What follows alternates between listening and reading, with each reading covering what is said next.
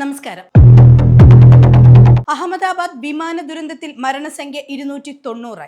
അഹമ്മദാബാദ് സർദാർ വല്ലഭായ് വിമാനത്താവളത്തിൽ കഴിഞ്ഞ ദിവസം ഉച്ചയ്ക്ക് 1:30 ലണ്ടനിലേക്ക് പറന്നുയർന്ന എയർ ഇന്ത്യയുടെ ബോയിംഗ് 787 വിമാനത്തിലുണ്ടായിരുന്ന 242 പേരിൽ ഒരാൾ ഒഴികെ 241 പേരും മരിച്ചു. ഇന്ത്യൻ വംശജനായ ബ്രിട്ടീഷ് പൗരൻ വിശ്വാസ് കുമാർ രമേശ് മാത്രമാണ് രക്ഷപ്പെട്ടത്. എമർജൻസി എക്സിറ്റ് വഴിയാണ് അദ്ദേഹം രക്ഷപ്പെട്ടത്. അതിനിടെ അപകടം എങ്ങനെ സംഭവിച്ചു എന്നതിനെക്കുറിച്ച് നിർണായക വിവരങ്ങൾ നൽകുന്ന വിമാനത്തിന്റെ ബ്ലാക്ക് ബോക്സ് കണ്ടെത്തി. രാജ്യത്തെ കണ്ണീരിലാഴ്ത്തിയ 200-ലേറെ പേരുടെ ജീവൻ പൊലിഞ്ഞ അഹമ്മദാബാദ് വിമാന ദുരന്തത്തിൽ ആശ്വാസമുഖമായി 40 വയസ്സുകാരനായ വിശ്വാസ് കുമാർ രമേശ്. യാത്രക്കാരിൽ ഒരാൾ പോലും ജീവനോടെ അവശേഷിക്കില്ലെന്ന് കരുതിയ സന്ദർഭത്തിലാണ് ദുരന്തമുഖത്ത് നിന്ന് വിശ്വാസ് കുമാർ രമേശ് രക്ഷാപ്രവർത്തകർക്കിടയിലേക്ക് നടന്നെത്തിയത്. മുഖത്തും കാലിനും നെഞ്ചിനും ഉൾപ്പെടെ പരിക്കേറ്റ ഇദ്ദേഹം നിലവിൽ അഹമ്മദാബാദ് അസാർവയിലെ സിവിൽ ആശുപത്രിയിൽ ചികിത്സയിലാണ്. 290 പേർക്ക് ജീവൻ നഷ്ടമായ എയർ ഇന്ത്യ വിമാന അപകടം നടന്ന സ്ഥലം സന്ദർശിച്ച് പ്രധാനമന്ത്രി നരേന്ദ്രമോദി. രാവിലെ 8:30 സർദാർ വല്ലഭായ് പട്ടേൽ വിമാനത്താവളത്തിൽ ഇറങ്ങിയ മോദി റോഡ് മാർഗം വിമാനാപകടം നടന്ന മേഘാനി നഗറിലെത്തി.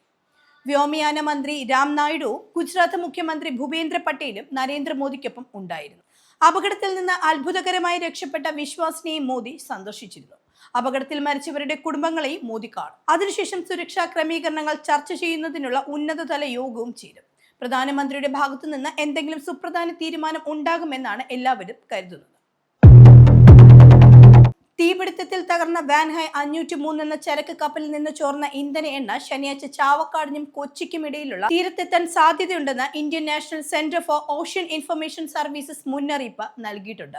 ജൂൺ 15 എറണാകുളം തീരത്തേക്കും ഈ ഇന്ധന എണ്ണ എത്താൻ സാധ്യതയുണ്ടെന്നാണ് അവർ വ്യക്തമാക്കുന്നത്.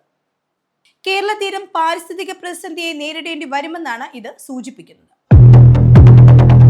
സംസ്ഥാനത്ത് ഇന്ന് പരക്കെ മഴ ലഭിക്കുമെന്ന് കാലാവസ്ഥാ വകുപ്പിന്റെ പ്രവചനം. വടക്കൻ ആന്ധ്രാപ്രദേശ് തീരത്തോടും അതിനോട് ചേർന്നുള്ള തീരദേശ ഒഡീഷയ്ക്കും മുകളിലായി ചക്രവാത ചുഴി സ്ഥിതി ചെയ്യുന്നതായി കേന്ദ്ര കാലാവസ്ഥാ വകുപ്പ്. കേരളത്തിന് മുകളിൽ പടിഞ്ഞാറൻ കാറ്റ് ശക്തമായി തുടരുകയാണ്. ഇതിന്റെ സ്വാധീന ഫലമായി കേരളത്തിൽ അടുത്ത 7 ദിവസം വ്യാപകമായ മഴയ്ക്ക് സാധ്യതയുണ്ടെന്നാണ് മുന്നറിയിപ്പ്.